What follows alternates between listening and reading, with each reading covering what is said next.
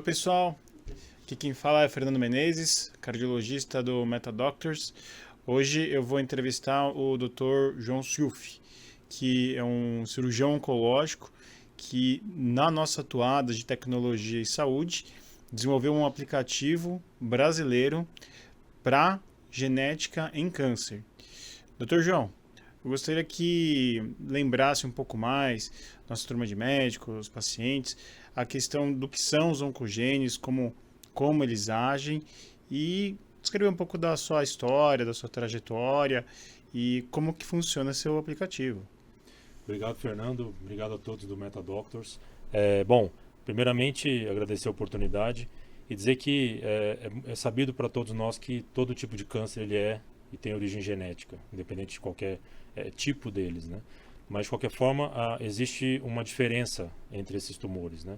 A maioria deles vem por uma mutação, ou seja, uma variação da normalidade de genes que desempenham funções normais nas nossas células. Então, os genes que são ativados por um crescimento celular, eles estão ativados constantemente na gente, mas se eles sofrem uma mutação, aí eles passam a ser chamados de oncogenes, e esses, então, se eles têm a função de estimular fatores de crescimento, eles vão estar hiperestimulados, e aquela célula mutada vai crescer indefinidamente.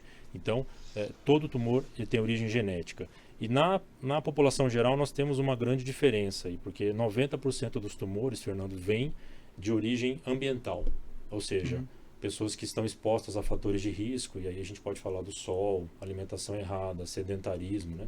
Eu até sempre falo que em relação à cardiologia, que tudo aquilo que é bom para o coração é bom para evitar tumores também. Perfeito. Então, obesidade, tabagismo, bebida alcoólica, a gente sabe das infecções virais, enfim. Tudo isso a gente considera como fatores ambientais que levam à formação de tumores em pacientes que têm alguma predisposição.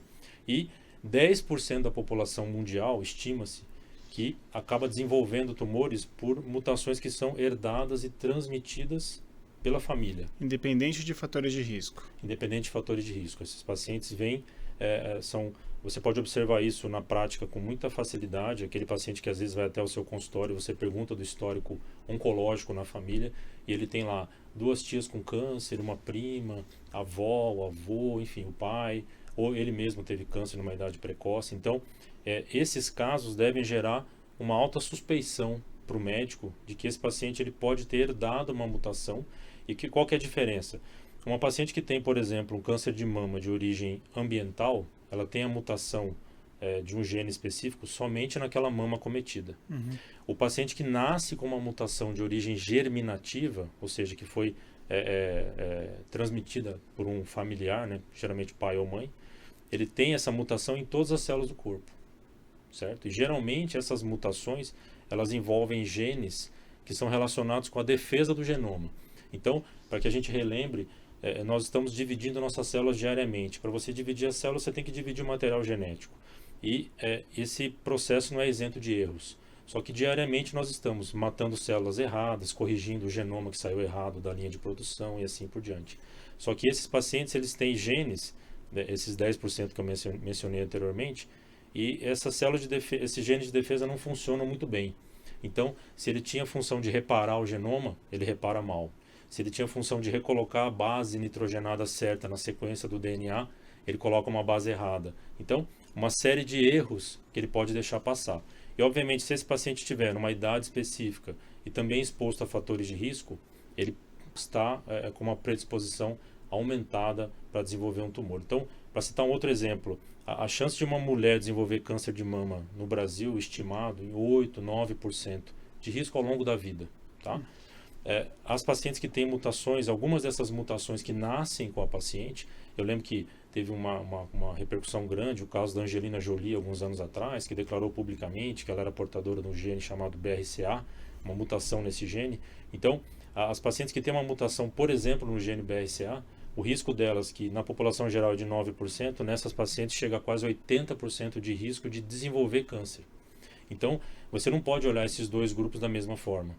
Em Entendeu? termos de prevenção, exames diagnósticos e conduta também, mamografia precoce? Sem dúvida. Essas pacientes, por exemplo, falando nesse caso, elas vão fazer uma frequência de exames totalmente diferente de uma população, do que você propõe para a população geral em termos de rastreio.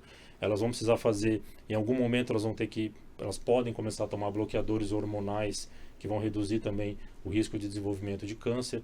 Em algum momento elas vão precisar pensar na possibilidade, se elas quiserem, de fazer como a Angelina Jolie fez, de retirar as próprias mamas, a chamada adenomastectomia com reconstrução, que você leva o risco de desenvolvimento de câncer, você tirando a glândula mamária, você leva esse risco a próximo de zero. Então, é uma série de medidas que podem ser feitas. E esses genes, eles não estão relacionados somente com um tipo de doença. Então, no caso aqui de um gene como o BRCA, não é só a mama que está implicada, você pode ter tumores de ovário, você pode ter no homem tumores de próstata, tumores de estômago, tumores de pâncreas, melanoma. Todos esses tumores estão no espectro dessas mutações. Então você consegue lançar mão de medidas específicas para fazer uma prevenção que eu costumo chamar de prevenção individualizada. Então esses pacientes, eles não podem ser vistos como população geral. Por quê? Porque eles têm uma carga genética perigosa e uma predisposição. Isso quer dizer que eles vão desenvolver câncer um dia? Não. Mas eles estão com um altíssimo risco, né, em comparação com a população geral. Na sua opinião, as diretrizes de prevenção, rastreamento, elas que a gente tem a indicação de fazer colonoscopia a partir de 40, 45 anos, endoscopia, a questão genética, ela está bem contemplada nas diretrizes atuais de rastreamento, de prevenção para o clínico, ou elas deveriam ser revistas, revisitadas com um acompanhamento genético, digamos, para todos os pacientes? Essa pergunta é muito boa. Eu cito aqui um paper que foi publicado no ano passado, que mostra que a casuística hoje na Europa você já tem mais diagnóstico em pacientes abaixo dos 50 anos do que em pacientes idosos. Tá? Então a gente já tem, em alguns países europeus, uma inversão epidemiológica da incidência de câncer. E são vários os fatores acrescentados para isso, né? Até vale a pena a gente mencionar, eles citam desde, não só os hábitos de vida, que ainda continuam sendo ruins, né, Fernando? Você deve ver isso muito na clínica, né? Pacientes jovens e sedentários, fumantes, etilistas, enfim, com insônia. Eles acrescentam também nessa carga, talvez maior agora de tumores em pacientes jovens, o uso indiscriminado de antibióticos, e isso pode causar uma mudança de microbiota intestinal, deixando a permeabilidade intestinal mais elevada, e as pessoas absorvem não somente os nutrientes, mas também substâncias nocivas para o seu organismo. Então essa é mais uma hipótese, né? Mas respondendo a sua pergunta, ainda não temos a contemplação genética na formulação desses guidelines.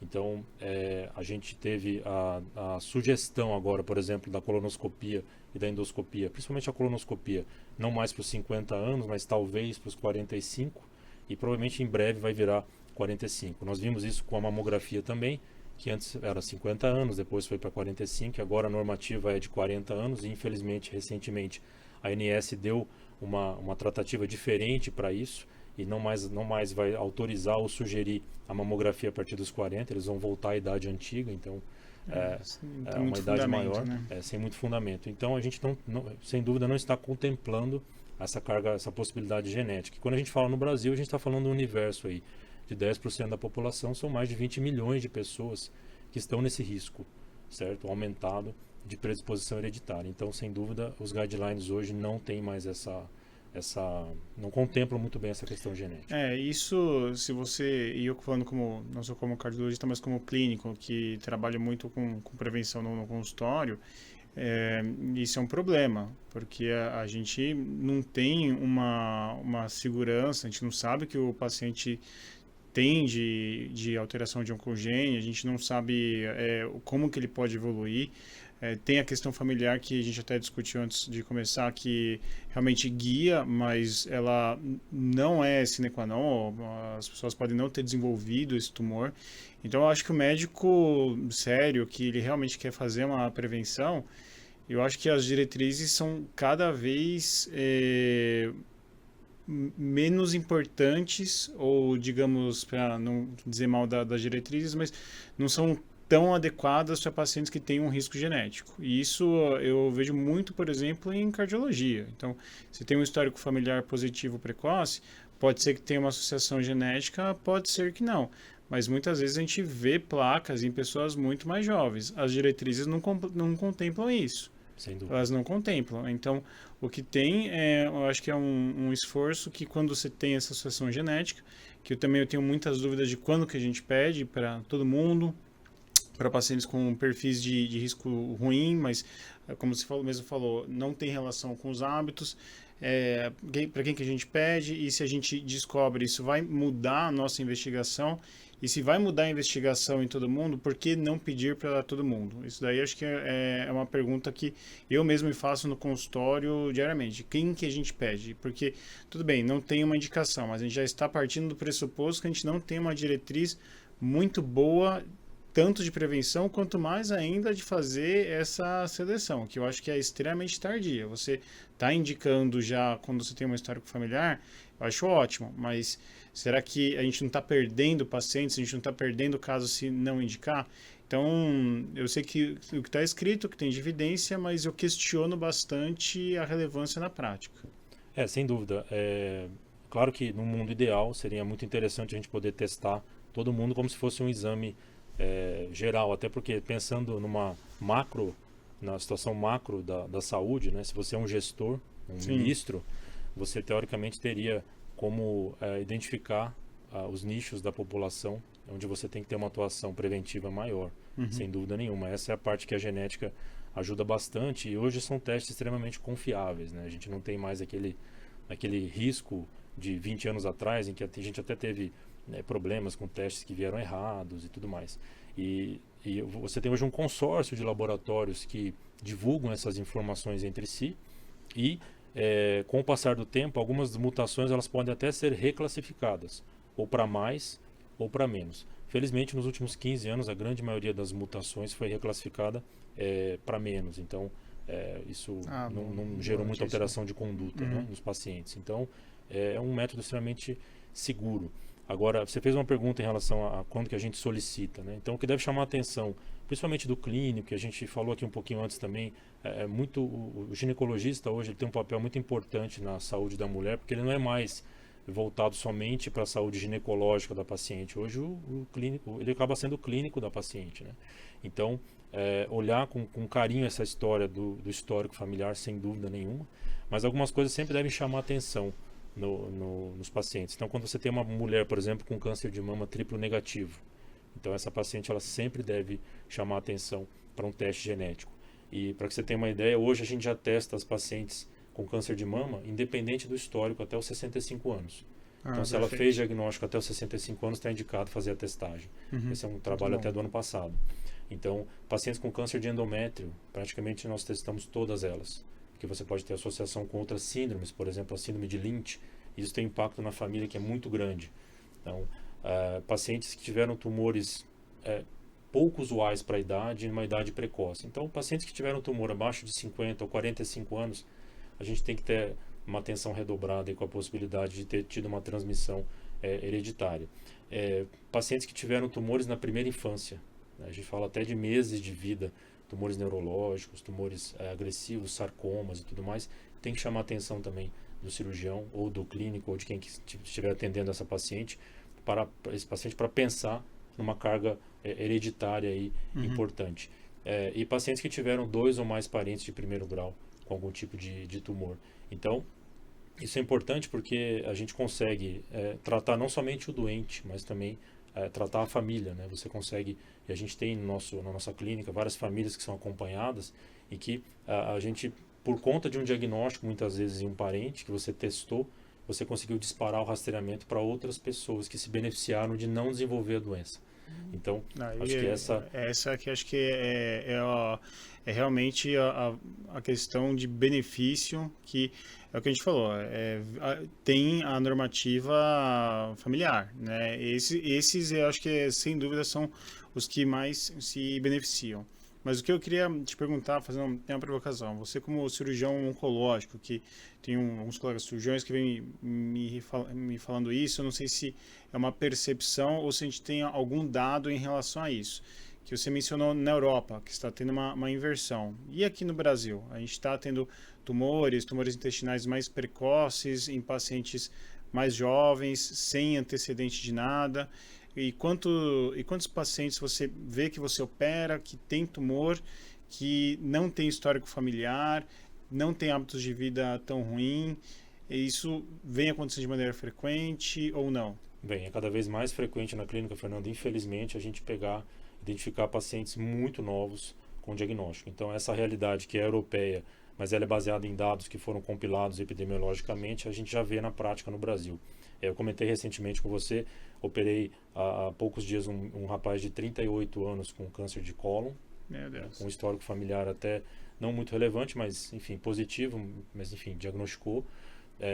Cheguei a operar há 2 anos atrás um caso emblemático, uma menina de 14 anos. Nossa Senhora. Que me foi encaminhada, que tinha uma massa pélvica que foi descoberta aleatoriamente no exame.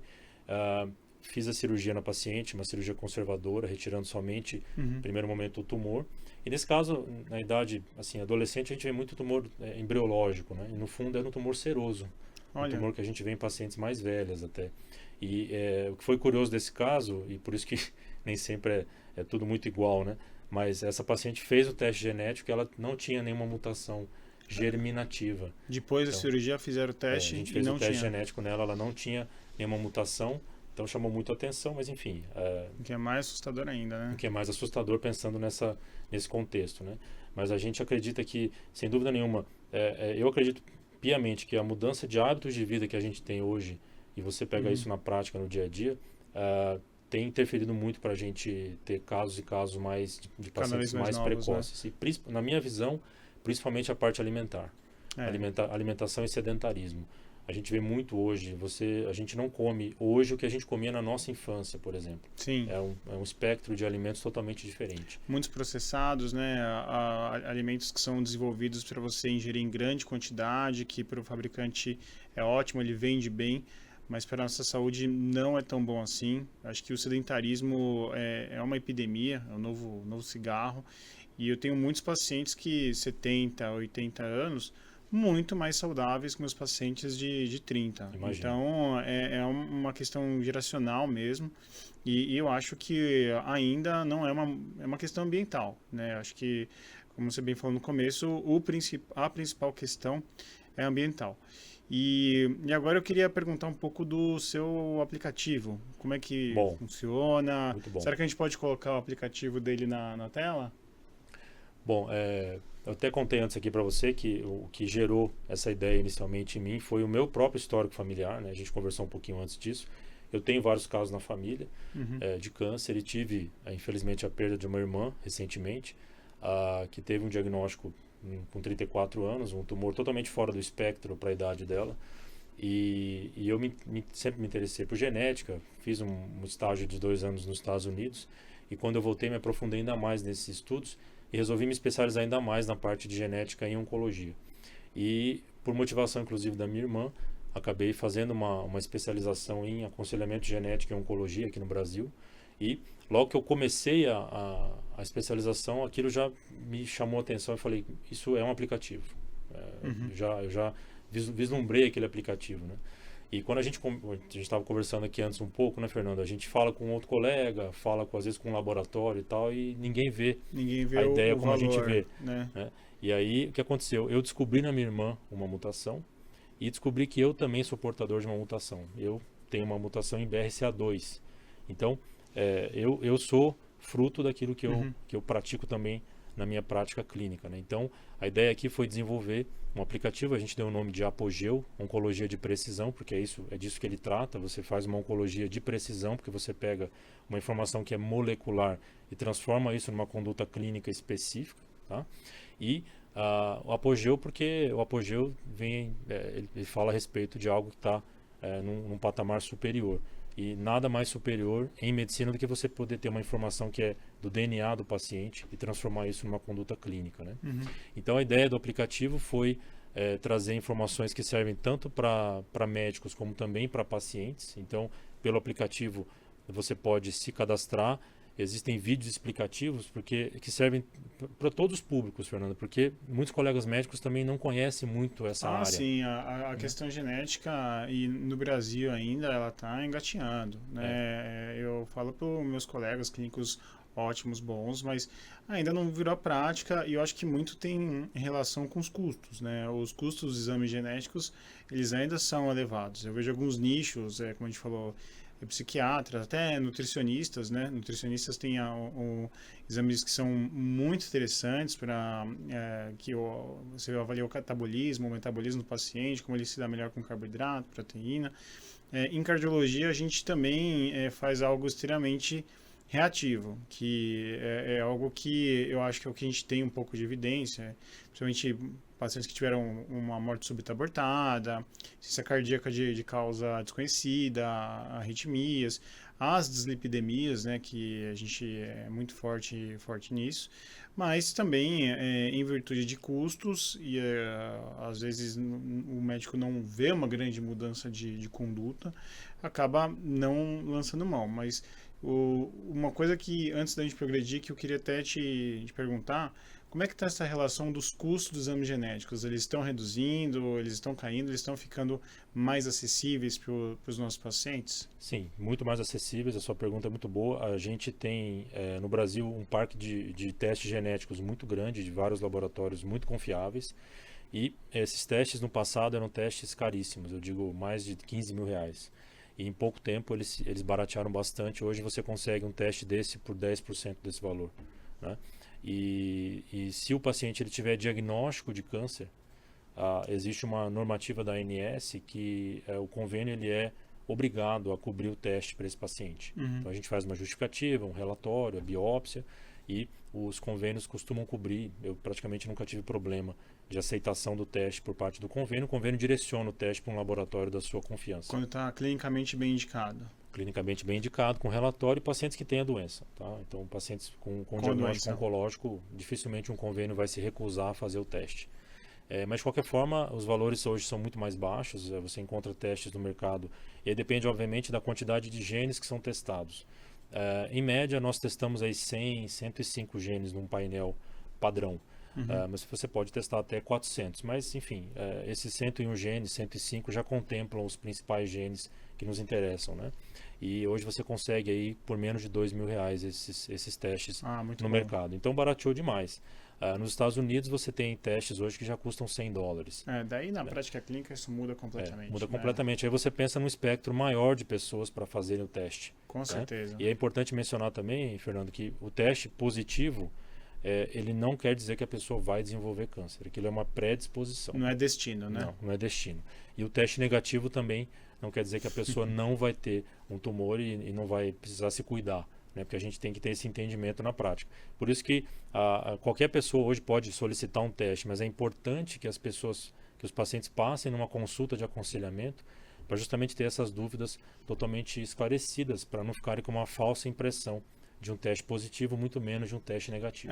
Eu acho que a questão de um exame genético é que tem que passar com um médico que entenda muito bem o que está fazendo, né? Eu, por exemplo, eu fiz um teste genético bem completo, que eu tenho uma predisposição elevada para desenvolver asma, mas nunca desenvolvi. Será porque que na minha tenra infância meus pais me levavam para a praia todo final de semana, tratavam muito bem minha rinite, pais pediatras, né? E acabei não desenvolvendo. Mas se você olha a predisposição, é uma predisposição elevada, né? Então não é destino. E se não tem alguém muito experiente que lide com isso no dia a dia, eu acho que dá mais confusão do que ajuda, né? Essa é a minha impressão. E a gente falou anteriormente aqui também, né? Na verdade, muitas vezes eu não testo a pessoa que me procura na clínica.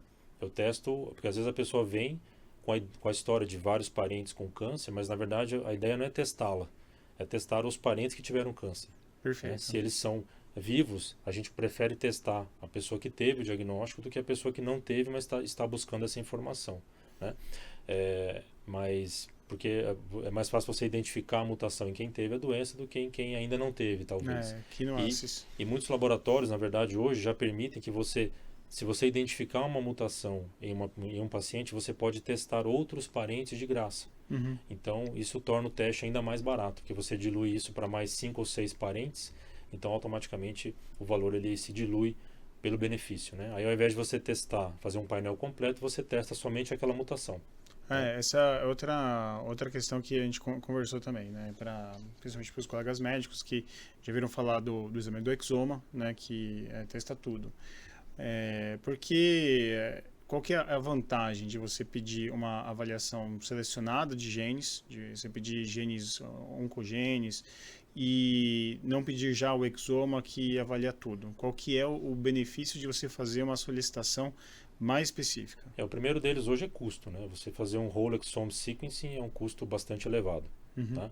E como você vai interpretar esse exame, né? Porque a parte de bioinformática dele é bastante complexa, né? Então, por isso que ele é tão caro.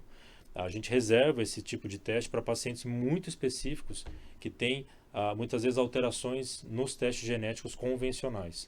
Então, é como se o teste genético convencional fizesse uma pré-seleção para aqueles poucos pacientes que vão precisar de um whole exome sequencing. Perfeito. Tá? Então, nesses testes que nós fazemos, que pegam aí 100, 105 genes, você já tem ali dentro os principais genes de alta penetrância. O que é alta penetrância? É o gene que, quando mutado, ele tem uma chance maior, sim, de manifestar sua mutação de maneira deletéria para o indivíduo, favorecendo o surgimento de um tumor, se o indivíduo não se cuidar. Uma coisa importante também, Fernando, é interessante a gente ver na prática isso. Quando você identifica, às vezes, uma mutação num paciente que nunca teve câncer, mas vem de um histórico positivo na família, é interessante que muitos usam isso para mudar o seu estilo de vida. Então, acabam passando a praticar atividade física, acabam fazendo aquilo que o cardiologista quer que todo mundo faça. A orientação ela é para todo mundo, mas quando você vê que você tem a predisposição, a cabeça do paciente muda. Você pode ter o melhor papo, mas se você vê que você vai desenvolver, é muito diferente a abordagem, a aderência, o tratamento. Então, eu acho que nisso ganha bastante força mesmo. Não são só essas medidas também, né? A gente consegue, para vários pacientes, iniciar medicações que reduzem o risco, que é já comprovado. E você, principalmente na minha área, eu faço muito isso, são as cirurgias redutoras de risco.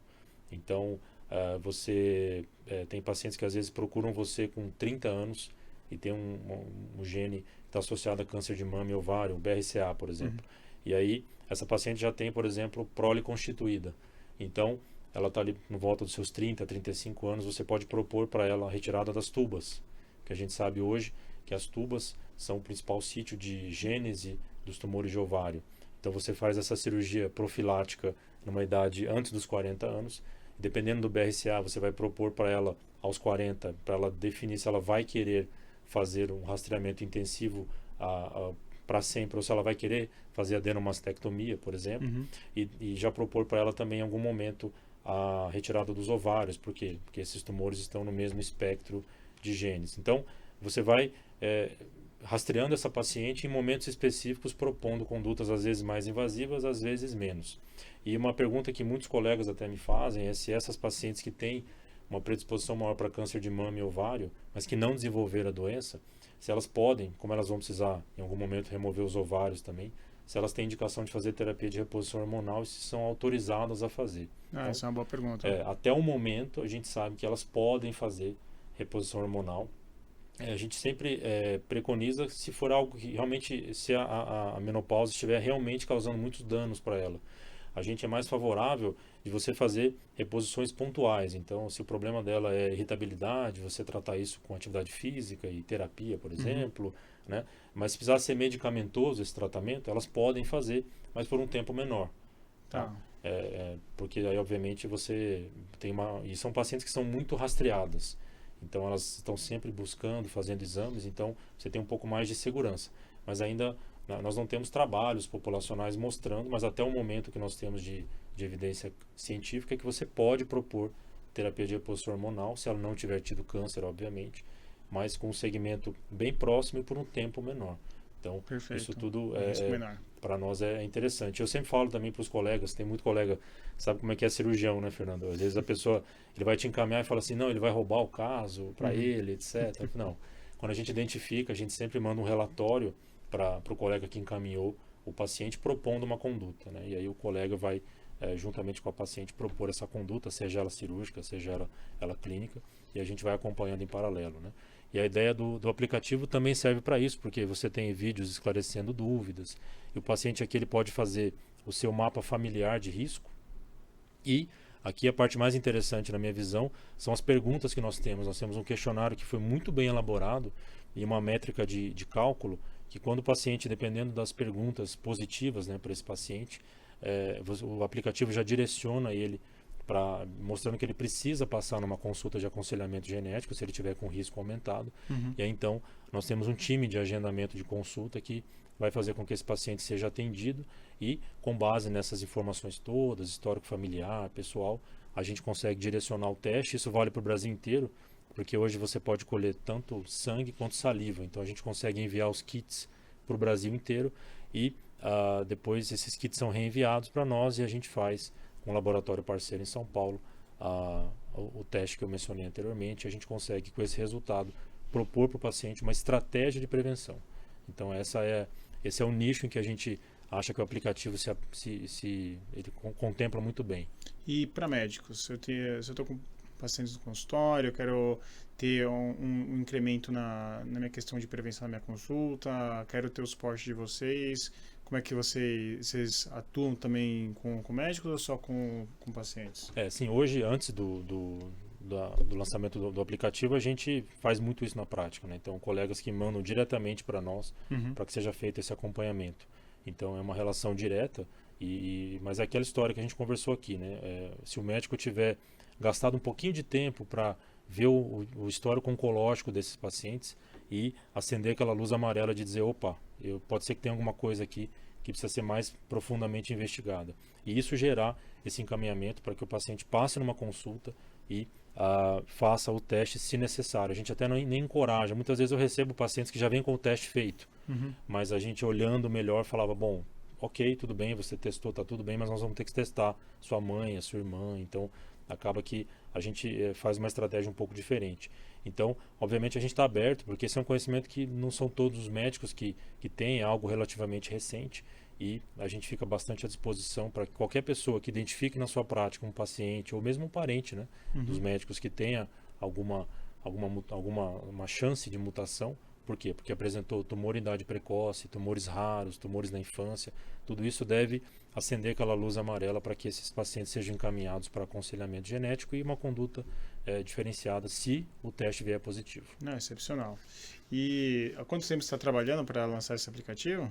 Olha, foram 6 meses de muitas reuniões, porque é difícil, né?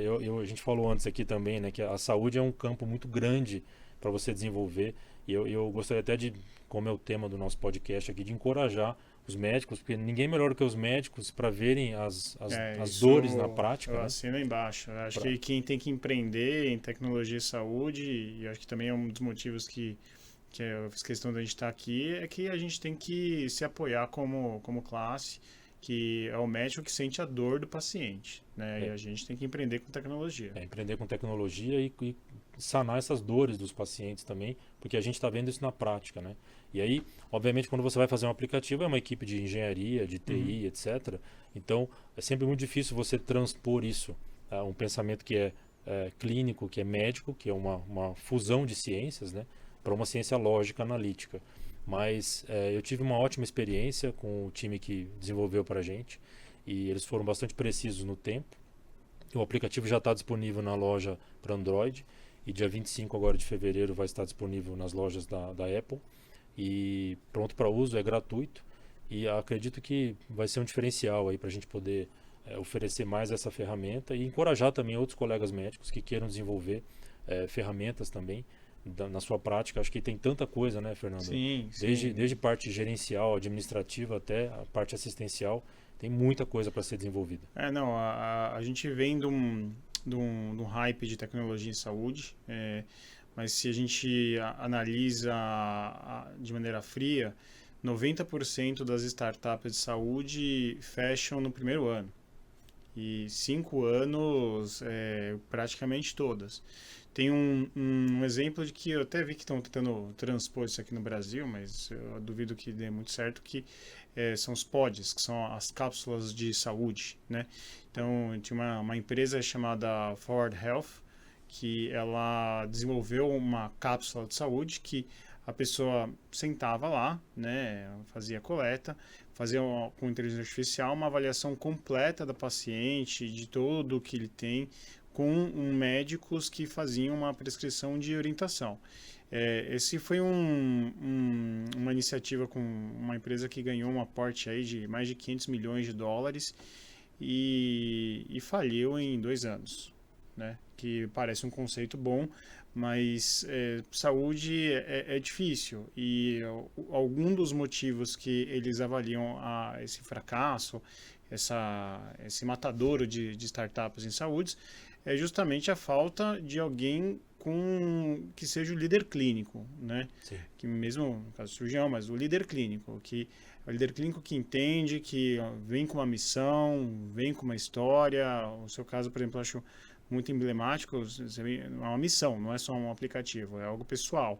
E isso dá uma força pro produto que é muito diferente de quem não está sentindo a dor do outro, né? A tecnologia existe, a gente pode fazer muitas coisas, mas para realmente você ter um produto viável, eu acho que são estratégias como a sua que dão certo. E a gente conversa com muitos colegas também, e de conversas simples a gente tem aí já o surgimento de várias ideias. Exatamente. Né? E a gente fica encorajando, quem está ligado com tecnologia, fica sempre encorajando, olha, faz isso, vai atrás, desenvolva o seu trabalho, seu projeto, seu aplicativo.